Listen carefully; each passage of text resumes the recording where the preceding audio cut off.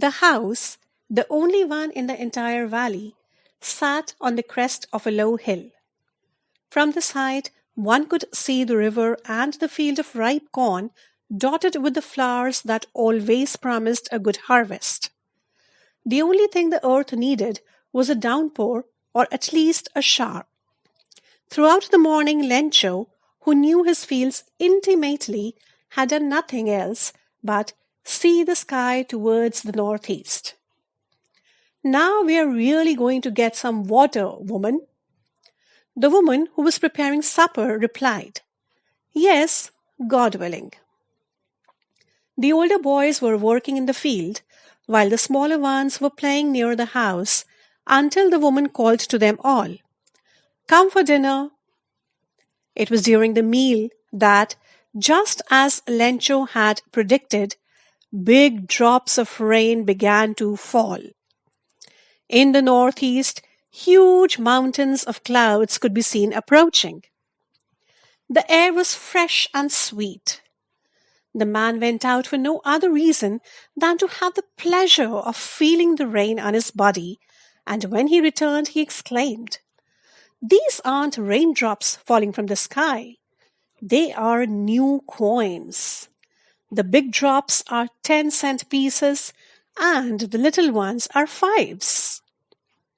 With a satisfied expression, he regarded the field of ripe corn with its flowers draped in a curtain of rain. But suddenly a strong wind began to blow, and along with the rain, very large hailstones began to fall. These truly did resemble new silver coins. The boys, exposing themselves to the rain, ran out to collect the frozen pearls. It's really getting bad now, exclaimed the man. I hope it passes quickly. It did not pass quickly.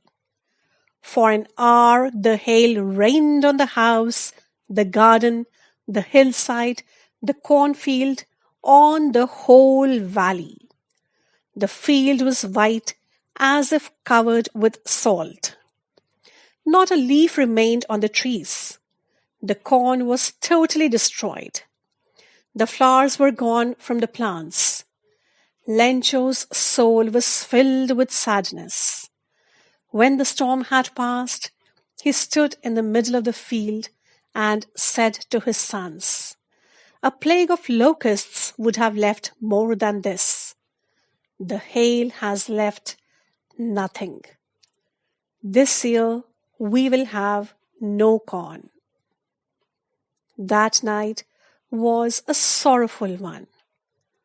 All our work for nothing. There's no one who can help us. We'll all go hungry this year. But in the hearts of all who lived in that solitary house in the middle of the valley, there was a single hope: help from God. Don't be so upset, even though this seems like a total loss. Remember, no one dies of hunger. That's what they say. No one dies of hunger. All through the night, Lencho thought only of his one hope, the help of God, whose eyes, as he had been instructed, see everything, even what is deep in one's conscience. Lencho was an ox of a man, working like an animal in the fields, but still he knew how to write. The following Sunday, at daybreak, he began to write a letter which he himself would carry to town and place in the mail. It was nothing less than a letter to God. God, he wrote, If you don't help me, my family and I will go hungry this year. I need 100 pesos in order to sow my field again and to live until the crop comes, because the hailstorm. He wrote, To God, on the envelope, put the letter inside, and, still troubled, went to town. At the post office, he placed a stamp on the letter and dropped it into the mailbox. One of the employees, who was a postman and also helped at the post office, went to his boss laughing heartily and showed him the letter to God. Never in his career as a postman had he known that address.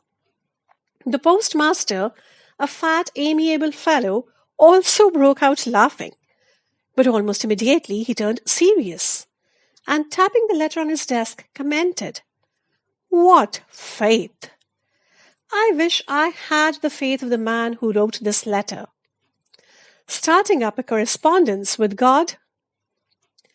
So, in order not to shake up the writer's faith in God, the postmaster came up with an idea: answer the letter. But when he opened it, it was evident that to answer it, he needed something more than goodwill, ink, and paper.